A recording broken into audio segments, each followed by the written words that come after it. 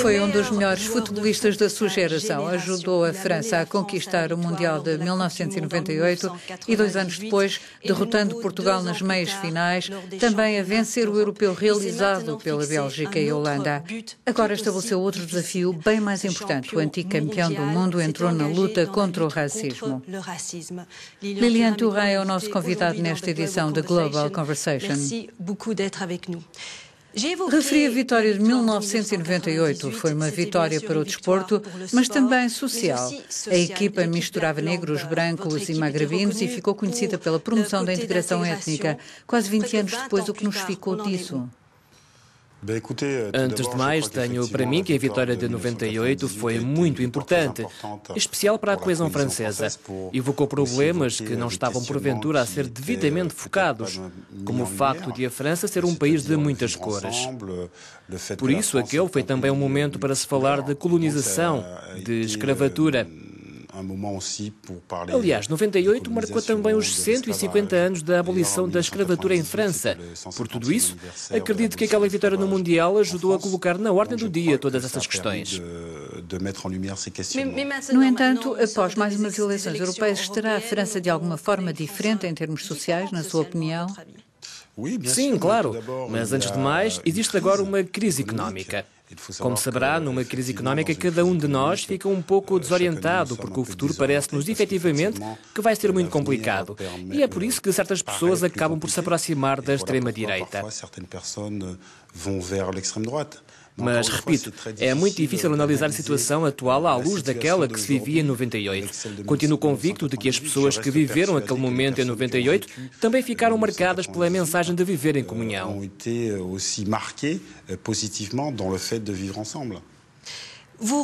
Acabou de regressar de uma viagem à África, onde foi assinalar o lançamento do seu livro intitulado As Minhas Estrelas Negras. O que é que pretende fazer em relação às crianças do continente africano? Sejam crianças de África ou de outros continentes, eu gostava de lhes dizer que ninguém nasce racista. As pessoas tornam-se sim racistas.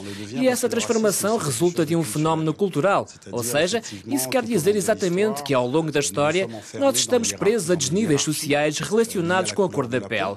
E essas hierarquias estão presentes em cada um de nós. Devemos questioná-las para as podermos vencer. Acredita mesmo que isto não faz parte da natureza humana, quer dizer, o medo do outro? Bem, para responder à sua questão, será que o sexismo faz parte da natureza humana? Eu acredito que não. Acredito que o sexismo é a mais velha das hierarquias que existem entre homens e mulheres. O sexismo é uma fabricação, uma criação para explorar as mulheres. E o racismo é exatamente a mesma coisa. A certa altura, na história, para poderem explorar as pessoas de cor, não brancas, foi preciso fabricar e promover a sua inferioridade. Quando fala aos jovens africanos, sente que essa mensagem passa? A mensagem passa porque eu tento mostrar-lhes que fazemos parte apenas de uma imitação. E como fazemos parte de uma imitação, por vezes fechamos-nos dentro da cor da pele, da religião ou do modo de pensar. Quero dizer com isto que devemos questionar o nosso modo de pensar porque cada um de nós somos frutos do passado. E o que é de veras interessante, por exemplo, é que quando brincam com crianças sobre a cor da pele, pergunto-lhes de que cor são. Há alguns que me respondem que são negros, outros que são brancos. Então eu mostro-lhes que brancos e negros não existem de facto, é apenas uma forma de expressão. E isto aprendi com os meus filhos. Et donc, je leur montre qu'en fait, que le blanc et le noir n'existent pas, en fait. C'est une façon de dire. Um dia, com o meu filho de 4 anos, perguntei-lhe: meu querido, tu és o único negro na tua classe? E ele respondeu: mas pai, eu não sou negro, sou castanho. Ah, bom, respondi. Então, e os outros da tua sala são de que cor? Insisti. Eles são cor-de-rosa, respondeu-me o meu filho. Por aqui pode ver que os rótulos de branco e preto são resultado de um condicionamento. Por isso entendo que devemos questionar as crianças sobre a nossa forma de pensar o mundo. E o racismo, na verdade, está ligado a esta forma de pensarmos o mundo. Et le racisme est vraiment lié à la façon de penser le monde. O que me leva à banda desenhada que lançou intitulada A Nossa História e que tem por objetivo demonstrar às crianças que não existem raças diferentes e que no fundo somos todos humanos. Corrija-me se estiver enganada. Não, está bem. Representa isto para si um género de trabalho psicológico interior, esta busca e compreensão de que tudo isto se passou quando era apenas um jovem? As Minhas Estrelas Negras, A Nossa História, são dois livros que explicam também a minha vida. É muito importante explicar às crianças o que é o racismo, porque o racismo é um fruto da história. Como tal, eu entendo que se no inconsciente coletivo a história dos povos negros começa apenas com a escravatura, então é normal que eles sejam vistos com uma certa inferioridade, porque as pessoas de pele negra são vistas como antigos escravos. Foi por isso que fiz estes livros, para tentar passar a informação que vai permitir às pessoas alterar a sua forma de ver. Já que se falou da carreira desportiva, pedimos aos nossos telespectadores para participarem nesta entrevista através da internet. Glody Mourinho pergunta-lhe se foi vítima de racismo quando representou a seleção francesa. Enquanto estive na seleção, não. Mas nessa altura eu joguei também em Itália. E lá, infelizmente, alguns adeptos costumavam imitar o som de macacos, sempre que os jogadores com a minha cor de pele tocavam na bola. Mas eu sabia o que estava em causa. Porque é que aquelas pessoas imitavam macacos e não os sons de um gato ou de um cão? Simplesmente porque, após tantos séculos, levámos as pessoas a acreditar que os negros eram o elo perdido na evolução entre os macacos e o homem branco. E mesmo nos livros da escola era explicado que havia uma raça superior. Consegue perdoar este tipo de comportamentos? Como sabe, eu vejo isto somente como frutos da história. Nós devemos apenas tentar compreender o porquê. Não fica com a impressão de que nos estádios de futebol há agora mais racismo do que há 10 ou mesmo do que há 20 anos? O que é dramático é que este fenómeno existe nos estádios de futebol. E o futebol, regra geral, não chega para resolver o problema. Se analisarmos o que se passou recentemente com o Dani Alves, do Barcelona, todo o mundo aplaudiu a reação dele. Mas para mim, não foi o gesto do Dani Alves o mais importante de tudo aquilo. Porque nesse gesto ele comeu a banana que lhe caiu aos pés. Exatamente. E não é esse gesto que é importante. Para mim o que deve ser sublinhado é que os árbitros nada fizeram e também que nenhum outro jogador tomou qualquer atitude. Foi a pessoa que foi vítima de um gesto racista que teve de reagir, que teve ele mesmo de responder. Os seus colegas defendiam-no quando jogava? Veja bem, isso depende dos jogadores. Uma vez mais, muitas pessoas não compreendem que o racismo, antes de mais, é um ato de violência. Quando me predispus a denunciar as ofensas racistas ou os atos racistas, muitos jogadores diziam: tu sabes que não é sério, é apenas para te desestabilizar. E eu até posso concordar que o racismo no futebol é menos perigoso do que o racismo existente na sociedade. est moins dangereux que le racisme qu'il y a dans la société. Como pode dizer isso quando o futebol tem tanto peso na sociedade? Não, quando somos jogadores de futebol, e veja o meu caso, por exemplo, eu fui vítima de racismo quando jogava. Sei exatamente o que se passa. Quando alguém me dirige sons de macaco, é para me dizer: ok, aqui és um futebolista, és conhecido, tens dinheiro, mas mesmo assim continuas a ser menos do que eu, porque eu sou branco. Como sabe, não tenho qualquer dúvida de que o problema não está em mim, mas sim nessas pessoas.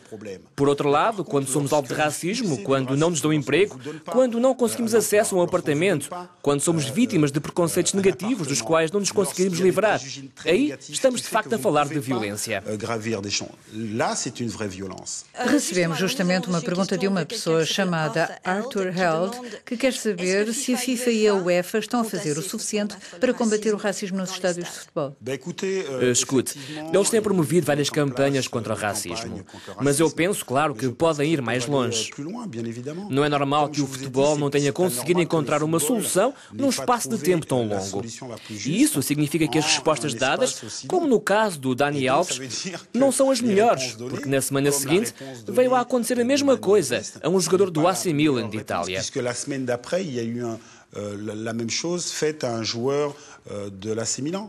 Recebi uma pergunta de Chrétien Wemby. Consegue ver-se um dia a treinar uma equipa de futebol? Vamos lá ver. Não. Parece-me que o que faço atualmente é muito mais importante do que tornar-me treinador de futebol. Houve algum momento-chave na sua vida em que disse para si mesmo, quando deixar de jogar, vou dedicar-me a lutar contra o racismo? Eu nasci em Guadalupe. Cheguei a Paris quando tinha 9 anos e naquela época havia na televisão um pequeno desenho animado com 2 vacas. Uma vaca de cor negra que era muito, muito estúpida e que se chamava Morena. E uma vaca branca muito inteligente, a Blanchette. Alguns dos meus amigos tratavam pelo nome da vaca de cor negra, a Morena, e isso deixava-me triste. Lembro-me de um dia voltar para casa e perguntar à minha mãe porque é que as pessoas de pele escura eram vistas de forma negativa. E ela não me respondeu. Disse-me apenas, sabes, meu querido, as coisas são como são, as pessoas são racistas e isso não vai mudar.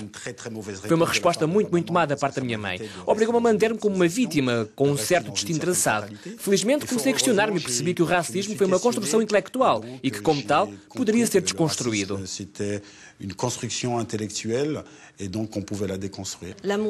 Pode o crescimento da Frente Nacional e a extrema-direita ser um indicador de que os franceses estão mais racistas ou com mais receio dos imigrantes? Poderá chegar ao ponto de desistir da França?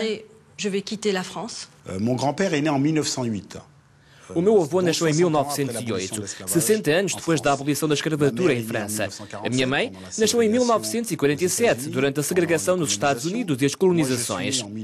Eu nasci em 1972, durante o apartheid na África do Sul.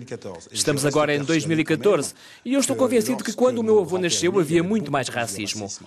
Il fut un temps, les personnes de couleur noire ne faisaient pas partie de l'humanité. Houve uma altura em que os negros não faziam parte da humanidade. E isso não foi assim há tanto tempo. Todas as sociedades europeias são cada vez mais multicolores. Gostes ou não, existe hoje em dia um discurso extremista e não há forma de evitar que as pessoas adiram a ele. Para mim, é extremamente perigoso banalizar o racismo ao dizer-se que as pessoas estão cada vez mais racistas. Pelo contrário, penso que em França há cada vez mais pessoas abertas à diversidade. Uma questão da Samer Chaloub. Quer saber como é que a política e as reformas podem ajudar na luta contra o racismo. Foi um crítico de Sarkozy, o ex-presidente francês. Considera que François Hollande fez um melhor trabalho? Quando somos presidentes de uma república como a francesa e podemos ter um discurso como o do Sr. Sarkozy, por exemplo, em Dakar, onde ele explicou que os negros jamais fizeram parte da história, esse é um discurso racista. Quando vamos aos subúrbios franceses e dizemos às pessoas que vamos lavar aquelas zonas com mangueiras de alta pressão, esse também é um discurso racista. O Sr. Hollande não teve até agora um discurso racista. E se ele alguma vez proferir um, bem, vou ter de denunciar. Repito, como sabe, para mim, a melhor maneira de lutar contra o racismo, por exemplo, quando se fala nas eleições europeias, é ir votar. A discriminação não se sente apenas, como já foi referido, apenas em relação à cor da pele. Há também discriminação pela pobreza, o que nos leva até ao Mundial de Futebol no Brasil. Justifica-se gastar tanto dinheiro num evento desportivo? Não é o futebol que está aqui em causa, são as escolhas políticas. E, de facto, como cidadãos, devemos questionar o nosso governo e dizer-lhes, ouçam, é muito bom o futebol, mas talvez hajam coisas mais prioritárias, como a construção de escolas e hospitais, e procurar uma segurança social o mais ampla possível para todas as pessoas. E no Brasil, os cidadãos têm razão, efetivamente. Como pode imaginar, recebemos muitas perguntas sobre o Mundial. A propósito da seleção francesa, escolhi a pergunta de Bababa, que pretende saber a sua opinião sobre a não convocatória de Samir Nasri. Antes de mais, quando se é treinador ou selecionador, é sempre confrontado com escolhas. Regra geral, a escolha que importa fazer é de ter a melhor equipa possível. E a melhor equipa possível é formada pelos jogadores mais fortes disponíveis. E os jogadores que são capazes de se colocar à disposição do coletivo. Se tivesse uma varinha mágica, gostaria de estar no Brasil para jogar uma vez mais pela França? Deve ser incrível poder jogar um Mundial de Futebol no Brasil. Mas se eu tivesse de facto uma varinha mágica, também gostaria de ter jogado um campeonato do mundo no continente africano. Por fim, termino com uma pergunta de Tommy Aditya. Qual era o seu jogador preferido em criança? Ao que acrescento, e o preferido do futebol atual? Escute, quando eu era miúdo, o meu jogador preferido era o Jean Tigana, porque eu jogava no meio campo e achava que ele era o melhor do mundo. Atualmente não tenho qualquer jogador preferido. Existem alguns extraordinários. Quando se olha, por exemplo, para jogadores como Lionel Messi, Cristiano Ronaldo ou Yaya Touré, todos eles são fora de série. Escolher um preferido, isso é para crianças. Eu já cresci um pouco, por isso já não tenho um preferido. J'ai grandi un petit peu, voilà, donc je n'ai pas qu'un joueur préféré. Muito obrigada. Merci à vous. Obrigado, eu. Merci beaucoup.